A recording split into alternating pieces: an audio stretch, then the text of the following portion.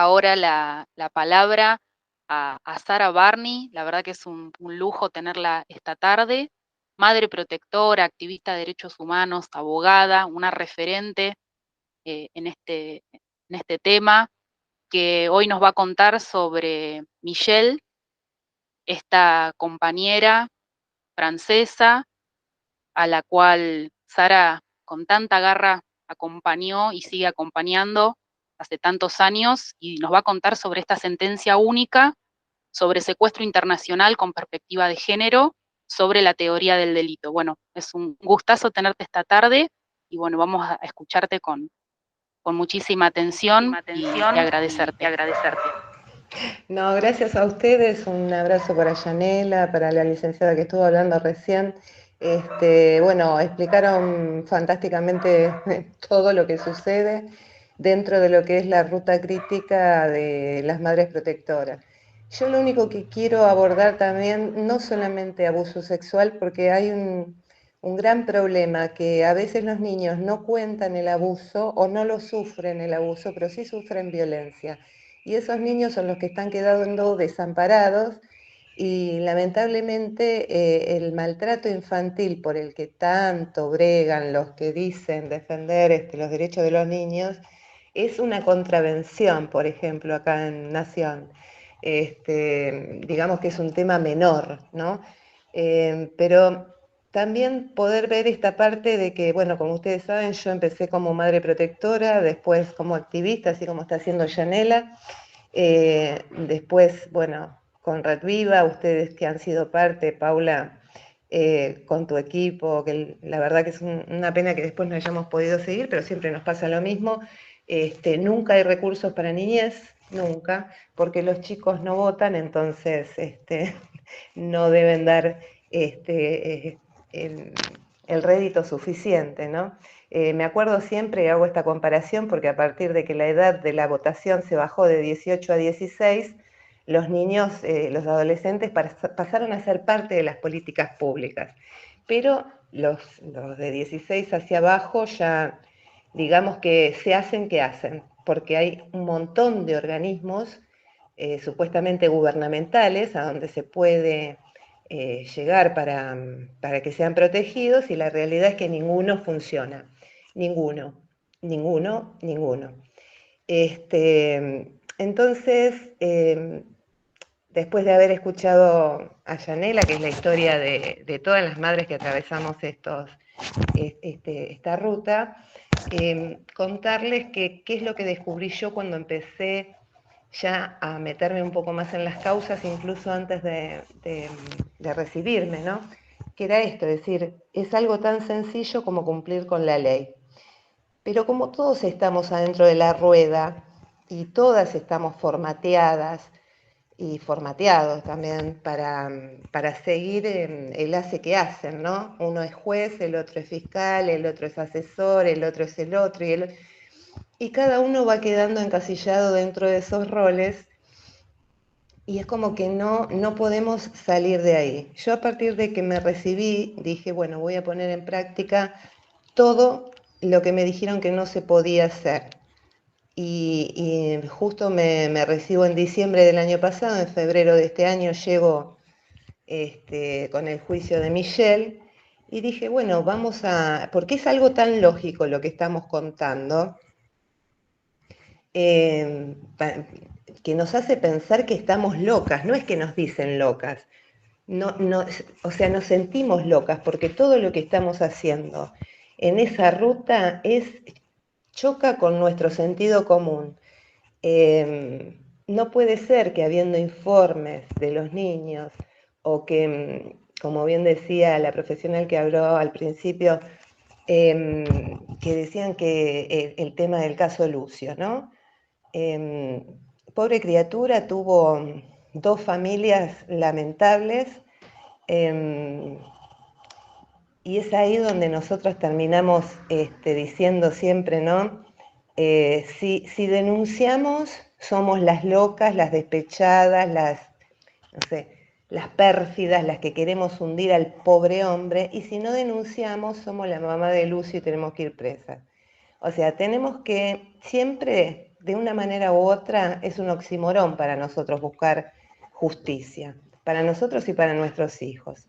Lo lamentable es que esos niños que tuvieron la fortaleza de hablar, que encontraron el momento, la persona adecuada para poder contar lo que les estaba pasando, el impacto que tienen, que los junten, que los revinculen con esos abusadores o violentos, porque estoy acompañando en este momento a 2 niños que no fueron abusados, pero que sí fueron violentados y con 6 y 9 años dicen que prefieren morirse antes de volver a ver al papá. Digo que los efectos de violencia, cualquiera de sus formas, hace estragos en la vida de los niños. Ojalá todos supiésemos el violentar a un niño, sino parémonos frente a un niño y mirémoslo y tomemos dimensión del cuerpo, de la postura, de lo que tenemos y cómo se puede sentir amedrentado o cómo se puede sentir acompañado, depende de la postura que nosotros tomemos. Esto que decía la licenciada cuando hablaba en la primera exposición, de que los niños llegan a una cámara Gesell y se los sienta. A ver, el impulsor de la cámara Gesell acá en Argentina fue Carlos Rosansky, y por supuesto que fue un avance importantísimo, porque antes cualquiera podía exponer a un niño a cualquier situación y revictimizarlo como quisiera y no pasaba nada. Fue un avance importante, pero como digo, todo lo que fue sucediendo, todo lo que se institucionalizó,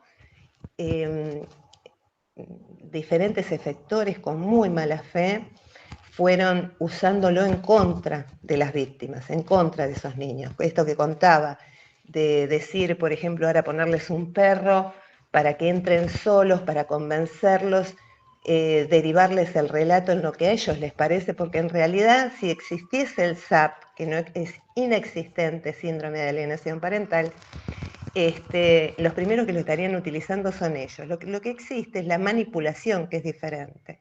La manipulación que tienen ahora cuando se lo llevan con el perrito y el niño se pone a jugar y está feliz de la vida porque está con un perro, no quiere decir que el niño no haya contado lo que le pasó. No le preguntaron lo que le pasó. Entonces siempre vemos, yo dejé de luchar por el Ministerio de Niñez, porque sinceramente pensé que era otra institución a donde teníamos que ir a pelear. Porque cada institución que se abrió, no estoy diciendo que se cierren las instituciones, ¿no? No es lo mismo tenerlas que no tenerlas, pero sí que hay que hacer una reflexión profunda sobre lo que estamos haciendo con nuestras infancias y con las mujeres que defienden a estos niños, que cuando llegan, después de haberse enterado que sus hijos vivieron las situaciones que vivieron, tanto sean de abuso o de violencia, pudieron tomar conciencia en la violencia de que eso era lo que les estaba haciendo tanto daño, y los chicos pueden hablar y ellas van a denunciar y se encuentran con un poder judicial que lo primero que hace es decirle, bueno, señora, yo estuve el jueves en una audiencia con un juez y un asesor de menores que justamente le preguntaba, pero ¿cuándo los secuestró a los chicos? Hace 7 años, le dice la mamá. Y dice, ¿ahora qué hizo? ¿Ahora qué hizo? Michelle Yubayú estuvo 5 años privada de su libertad afuera, pero por haber secuestrado a sus hijos. Ahora cuando se trata de un hombre, dice, bueno, pero eso cuándo fue. Y usted va y viene, y usted va y viene. Dice, claro que voy y vengo, porque esa acción no fue reparada y esa persona no tomó la fortaleza que le da el tener una condena y decir, fui víctima, pero me reconocieron, hubo un castigo, y entonces si esta persona quiere volver a hacer lo mismo, va a ser castigado. Eso nunca sucedió. Entonces, esa diferencia que hay de la persona, por eso Loaiza Estrada, que fue la que hizo la conceptualización en cuanto a todo lo que es la defensa de Michelle, dice eso, ¿no? ¿Cuál es la diferencia entre la persecución paranoide que tiene la madre y, y lo que está relatando? O sea, es eso que acusan a una mujer de que tiene una ideación paranoide. La realidad, la diferencia es la realidad de lo que vivió. Entonces no es una ideación paranoide, es una realidad de que ese tipo se le llevó los chicos hace 7 años y que ella vive coaccionada y que para poder verlos tiene que acceder a los caprichos del tipo, entonces no tiene no se quedó traumada y nunca caminó. Y por otro lado, si se quedó traumada, el problema que tiene es que las madres tienen que estar dividiéndose, como decía Yanela, si paga un psicólogo para ella o paga un psicólogo para los chicos. A mí me pasó exactamente lo mismo, y no solo eso. Yo creo que es un problema de salud pública la violencia que viven las madres y los niños, porque las madres, una vez que hacen la denuncia, no pueden ni siquiera atenderse una muela, no pueden ir a hacer un control ginecológico, no pueden hacerse una revisión oftalmológica, no pueden y no pueden y no pueden. Y se nos exige como si fuéramos superhéroes, de que tenemos que estar de buen humor, de que no tenemos que llorar, de que no tenemos que exagerar. Algo que les voy a decir, que yo voy a subir el video en breve, de la audiencia, Gabriela Marchi, que estuvo ese día, lo va a recordar. Cuando Michelle fue absuelta, que el juez decía absolución y todas le gritábamos alrededor, libre, libre, ella hizo y lloraba, gritaba para adentro. Esa imagen de Michelle a mí me dijo todo. Me dijo que ella no podía llorar, que ella no se podía expresar. ¿Por qué? Porque, ¿ves? Ya está dando lástima, porque damos lástima, porque estamos llorando, porque la gente no sabe qué hacer con eso. Muchos funcionarios me han dicho, es que yo con estas causas no sé qué hacer. Entonces me frustro. Entonces prefieren evadirse de esas causas, porque les genera mucha impotencia y no están preparados. Pero a nosotras se nos exige que estemos preparadas para sostener a nuestros hijos y que bueno, que el proceso es así y que si no está acusado, que ayudemos con la revinculación. Entonces yo lo que les quiero proponer, más allá de lo que es la teoría del delito, que después les voy a compartir la sentencia, Pauli, yo no sé si te la pasé, pero la podés pasar porque esa sentencia es muy ilustrativa. Yo al juez lo que le planteé fueron básicamente 5 cuestiones. Yo lo que decía es, a ver, si a vos, primero nosotras somos querellantes. ¿Querellante qué es? Cuando la madre pone un abogado como es acusadora, puede tener un abogado que querelle. El otro tiene un abogado defensor. Error. Nosotras tenemos que ser abogadas defensoras. Yo siempre dije que era activista porque defendía a madres, niños, niñas y adolescentes. Es eso. Nosotras somos defensoras, por más que nos pongan el rol de querellante, es para que no nos defendamos. El defensor ataca, la querella muestra, estas son las pruebas. No, tenemos que cambiar la cabeza, hay que atacar, y esto, Yanela, que te pasó a vos en el momento que hay en el juicio, cuando hay un falso testimonio, en ese mismo momento se debe pedir que se extraiga ese testimonio y se mande a la fiscalía para averiguar el posible delito, la posible comisión de un delito de falso testimonio, pero además de charlatanería. Porque una psicóloga no puede, primero porque lo dice en su reglamento de ética, no puede aludir a ciencias que no sean ciertas, ¿sí? Que pseudociencias. Entonces les cabe ese delito y hay que hay que en ese mismo momento, hay que pedir que se extraiga el testimonio. Eso lo aprendí, ¿por qué? Porque cuando yo estaba con Michelle y le empecé a plantear al juez y le dije, mire, señor juez, le digo, el Consejo de Niños, Niñas y Adolescentes acá en Argentina, que es nuestra ley, dijo que los niños habían sido abusados, le habían hecho diagnósticos, habían escrito informes de que no los mandaran a Francia, porque iban a estar en contacto con su agresor, iba a ser revictimizarlo y exponerlos a más situaciones de violencia y de abuso, ¿no? Entonces, díganme, en su sano juicio, ¿qué madre mandaría a sus hijos con alguien que no solo el consejo, sino que los psicólogos, sino que los psiquiatras, sino que un montón de gente había dicho que los niños habían sido abusados? Pero por otro lado, que haya pruebas, dice el juez.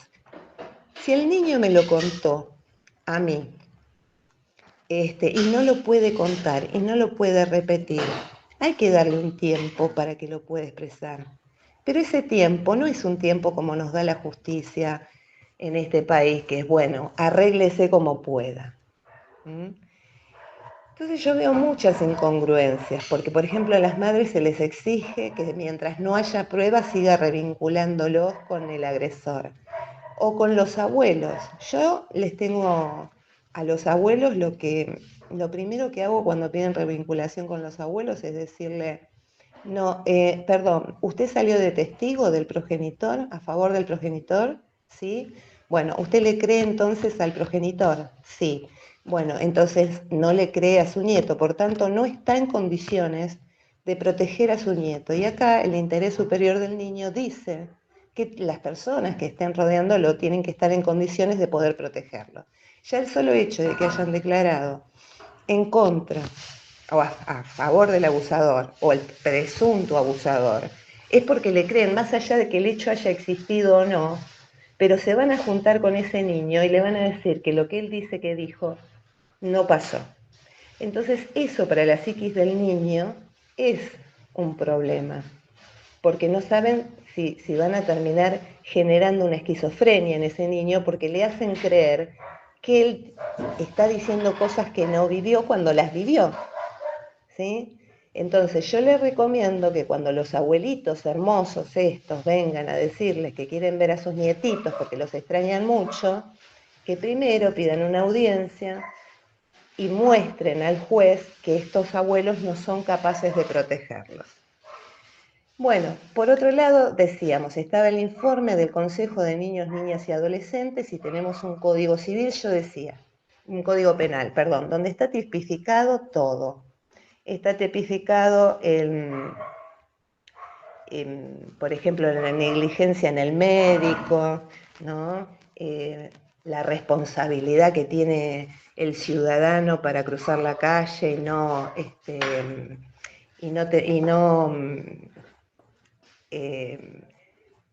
para conducir y no atropellar al peatón que está cruzando.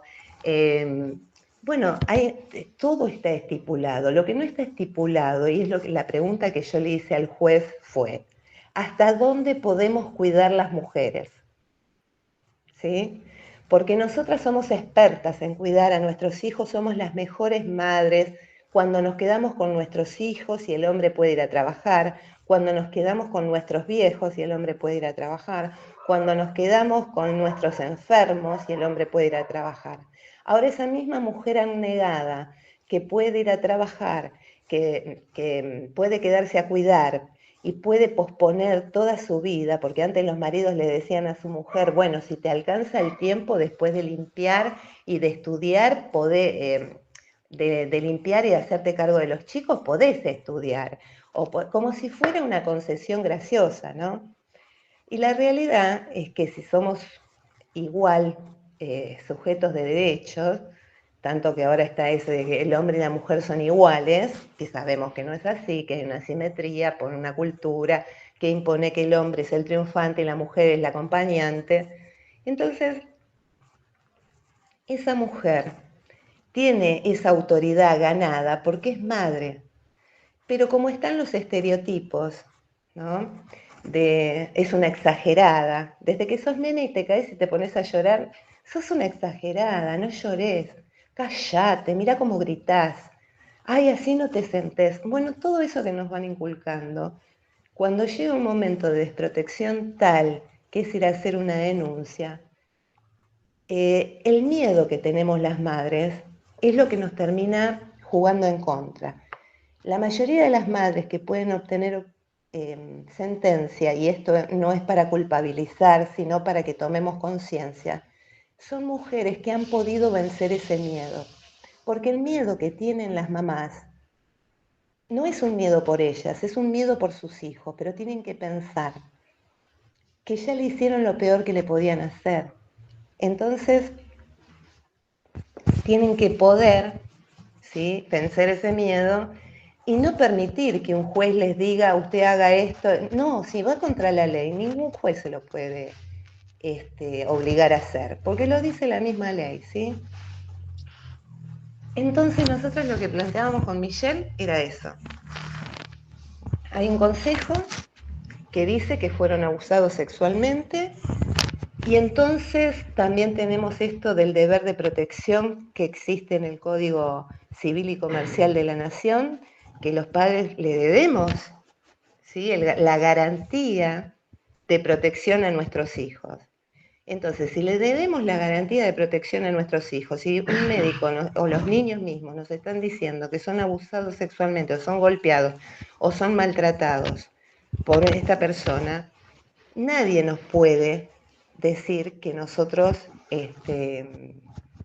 estamos incumpliendo una manda judicial o estamos incumpliendo una ley, porque las mandas judiciales tienen que ser acordes a lo que nos pide la ley. ¿Mm? También veo mucho esto de la autonomía progresiva, y ahí también le pedí a Loaiza Estrada, con todo el trabajo que nosotros teníamos hecho de territorio, ¿qué es la autonomía progresiva? Porque se confunde la autonomía progresiva de una manera que me gustaría leérselos 2 minutos. La autonomía progresiva no se refiere ni se relaciona con la capacidad de un niño, niña o adolescente de registrar y o expresar su experiencia. Miren qué simple que es, porque dice, la autonomía progresiva no se refiere ni se relaciona con la capacidad de un niño de registrar. Lo que va a hacer es expresarlo de diferentes maneras, según la capacidad que tenga en ese momento, según la edad, ¿no? Que la capacidad de un niño de registrar su experiencia y expresarla depende de una serie de factores que hacen necesario que la ciencia jurídica se sirva de conocimientos elaborados por otros campos del saber. Muchas veces ocurre esto, por ejemplo, en el debate por la ley de donación de órganos. La ciencia jurídica necesitó conocimientos médicos muy específicos para comprender, por ejemplo, el concepto de la muerte cerebral. El legislador va a legislar, pero necesita servirse de otros campos, ¿sí? Por ejemplo, esto de la ley de donación, ¿no? Y entonces, como un juez, al momento de tomar una sentencia, no se va a querer servir de esas ciencias, digo, que la capacidad de niños, niñas de registrar su experiencia y expresarla no entra en tensión con la capacidad de niños y niñas de mentir y aún de fabular. Los niños y niñas dicen la verdad y cuando mienten o fabulan lo hacen de manera desorganizada, contradictoria y poco estable, porque no podemos decir que un niño no miente, todos mentimos. Ahora, ¿cómo lo utilizan para estos casos es el problema? Esto implica que cuando un tribunal, un proceso civil, administrativo o penal o un auxiliar de la justicia desconoce lo antedicho, está haciendo que una parte o todas desconoce el desarrollo del campo sí, deroga de facto gran parte de la reserva cognitiva de la humanidad que ha sido eje y fundamento de buena parte de los pactos civilizatorios del siglo XX, expresados en los términos de tratados internacionales en materia de derechos humanos con jerarquía constitucional. Deroga y anula de facto buena parte del sustento de las convenciones y de las leyes.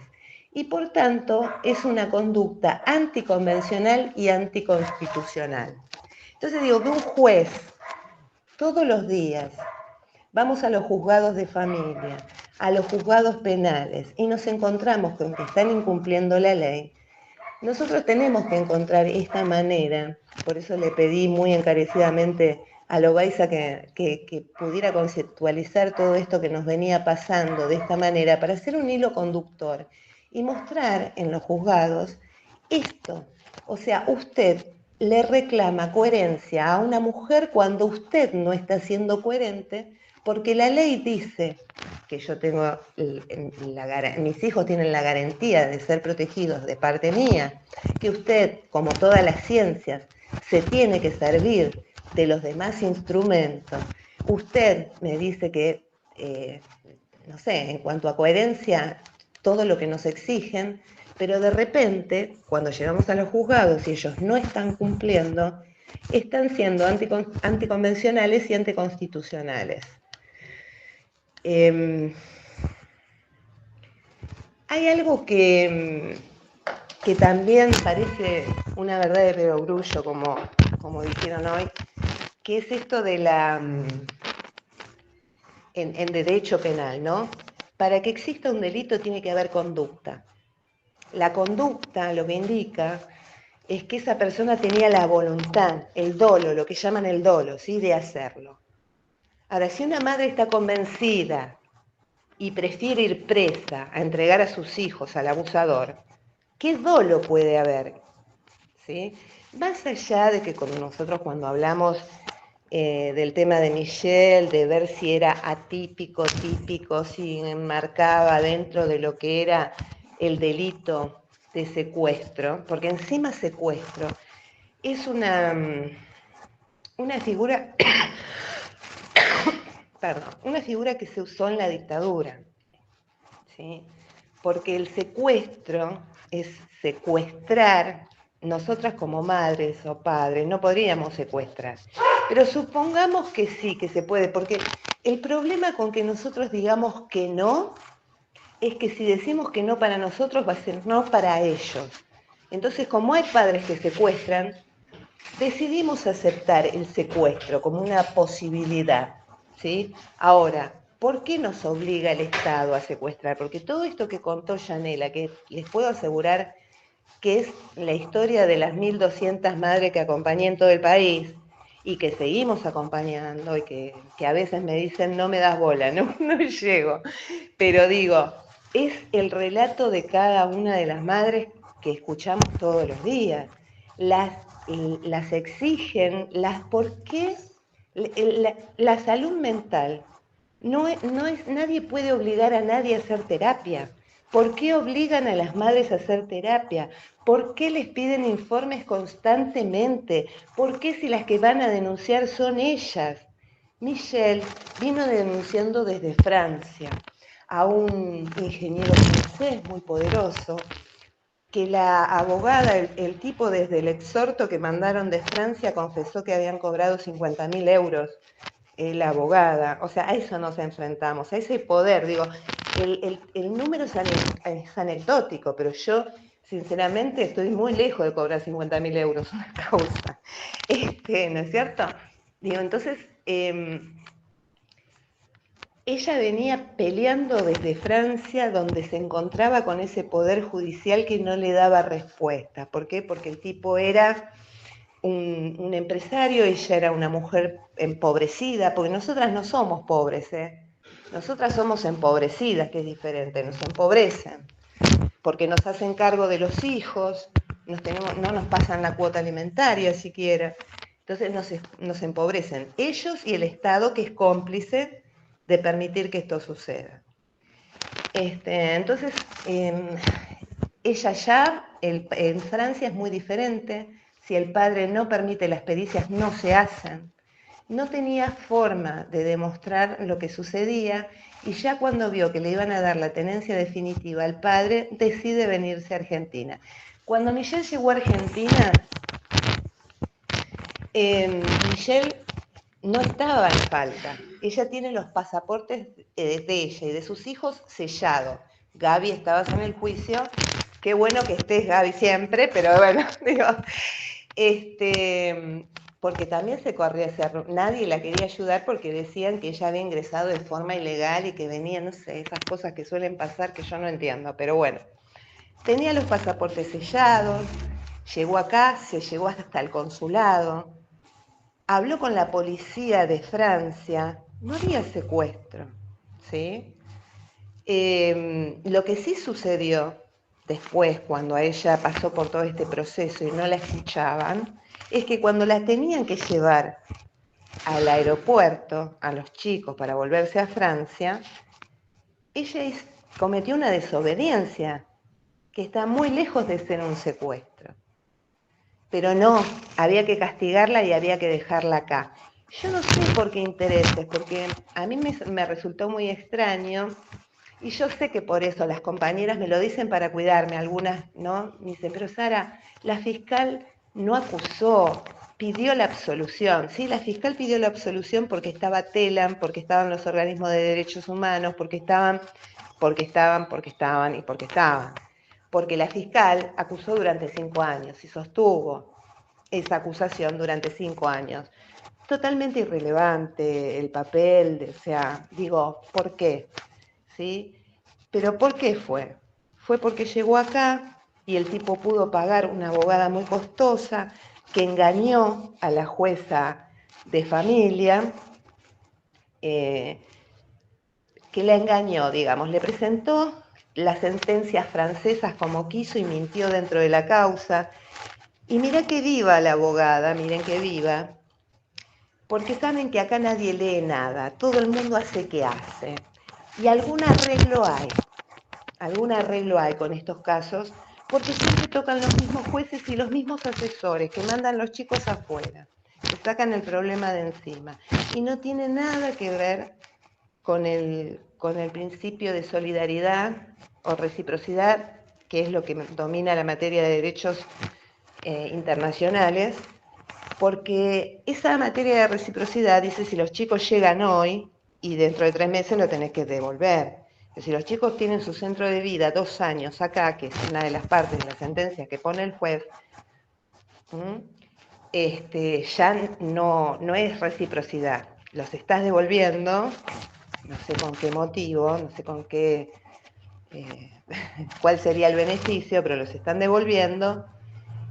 Y ya ahí se está cometiendo, como dijo el juez en la sentencia de Michel, un daño irreparable, porque le arrancaron esos niños. Esos niños, el recuerdo que tienen de Michel es estar paseando en una plaza después de estar escondidos durante 8 meses para que no los encuentren y los separen, y que se los lleven a Francia.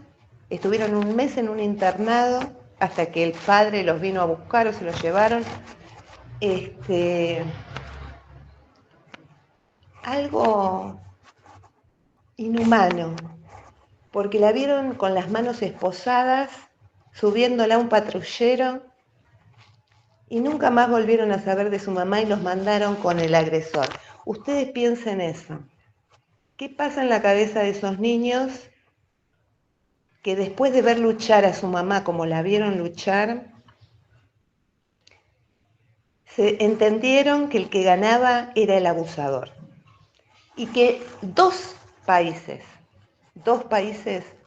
no los defendieron. Les importó 3 carajos de los pibes y de la madre. Entonces, yo lo que digo, ya ahora hace 6 meses que tengo la matrícula, creo que me va a durar 1 o 2 meses más, porque ya empecé a no bancar esto que está pasando. Yo no es que estaba bancándolo y no, yo dije que no lo iba a bancar y no lo estoy bancando, entonces empecé a denunciar a los jueces, a los asesores.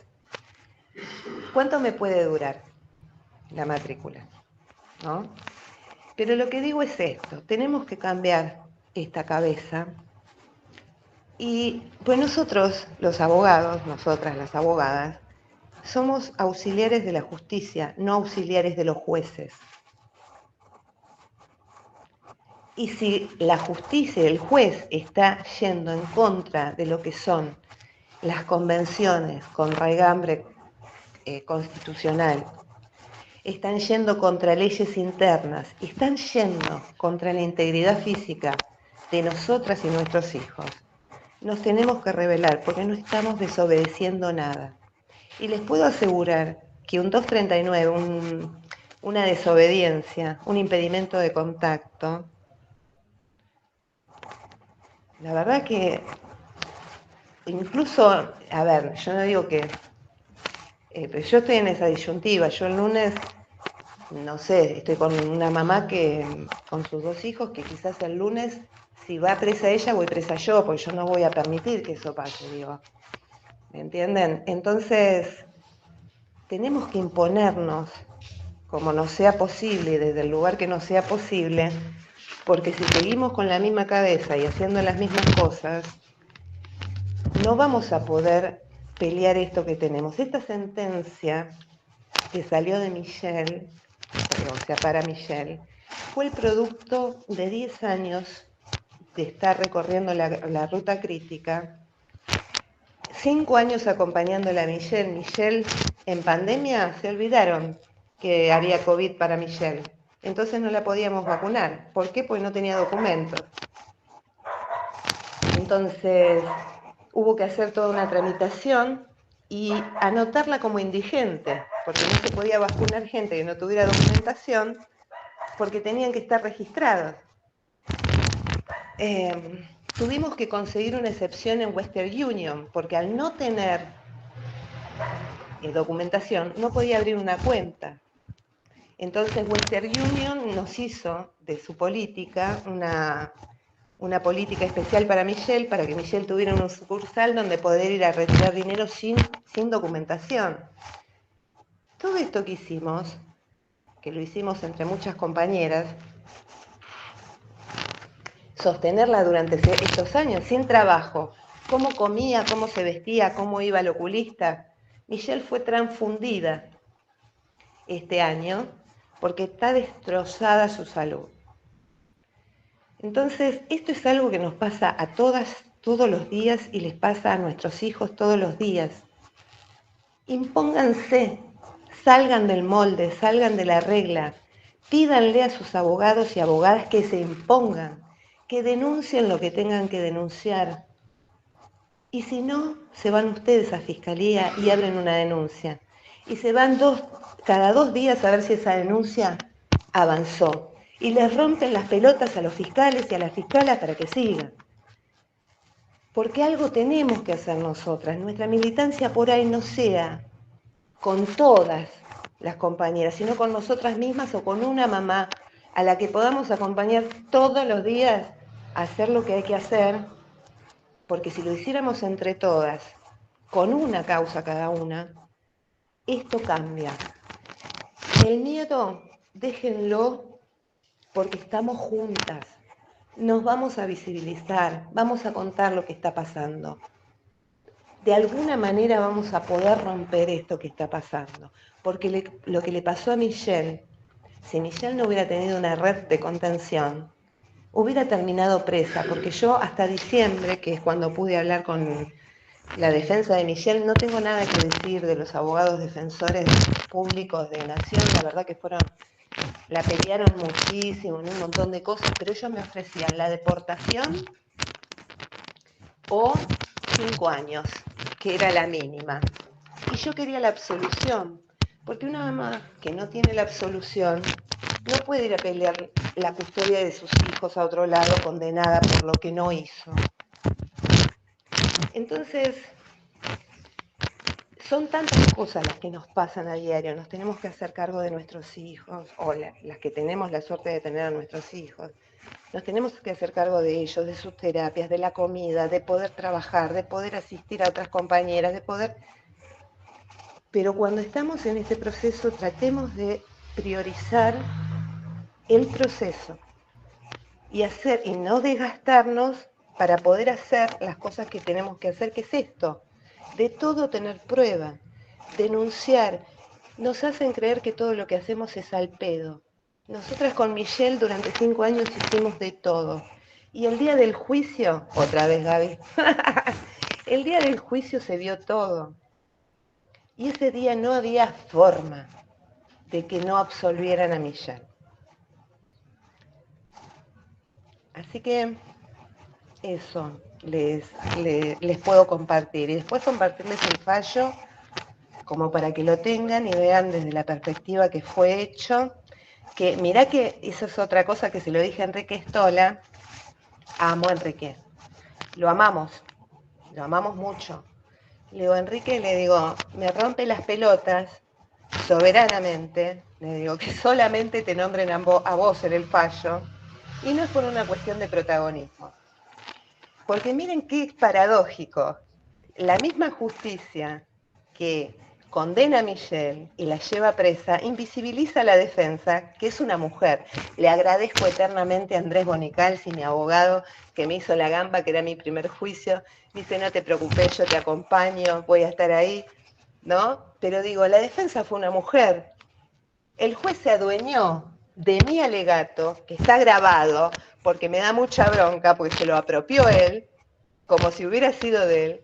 Digo, si no hubiera habido una defensa que lo plantee, el juez no puede hacer ese descargo. Y entonces decía, ¿cómo es un pacto entre caballeros donde sí está el juez y está Enrique Stola, que hizo su maravillosa contención durante 5 años a Michelle, que la verdad que divino, pero también a nosotras es violencia, nos siguen violentando, ¿sí? Esto de invisibilizar, de que no quede que fue una mujer que fue a defender a otra mujer porque creyó en ella durante 5 años y la justicia fue tan chota, que tuvo que le dio tiempo a recibirse a esa otra mujer de abogada para ir a defenderla, ¿sí? Y esto también se debió al compromiso de las organizaciones sociales que nos acompañaron y estuvieron ahí y que les iban a hacer pagar el costo de condenar a una persona inocente. Entonces, si bien yo me siento súper orgullosa porque fue mi primer juicio y es una sentencia a nivel mundial, porque no hay otra sentencia igual en un secuestro internacional, y sobre todo a la forra de la abogada de él, porque no tengo otra palabra para esa mujer, porque mintió, porque hizo un montón de cosas.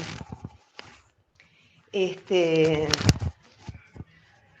había ganado ya 9 casos de restituciones internacionales y había escrito libros de tratados internacionales, y que yo un día se lo comenté a Patricia Obeid y le dije, yo le voy a ganar a esta guacha. Y me dice Patricia del Observatorio de Víctimas de Cámara de Diputados, Sara, es tratadista, yo me voy a recibir y le voy a ganar, le decía, ¿no? Y fue un placer saber que esto es lo que yo les quiero contar. No es que yo sea una winner, es que yo soy coherente. Y esa mujer escribió un montón de libros con incoherencias y se hizo parte del que hacen, nada más que eso. Entonces tenían todo muy digitalizado hasta que les aparece una loca de mierda con matrícula dentro del juzgado y le cambian los papeles. Bueno, eso.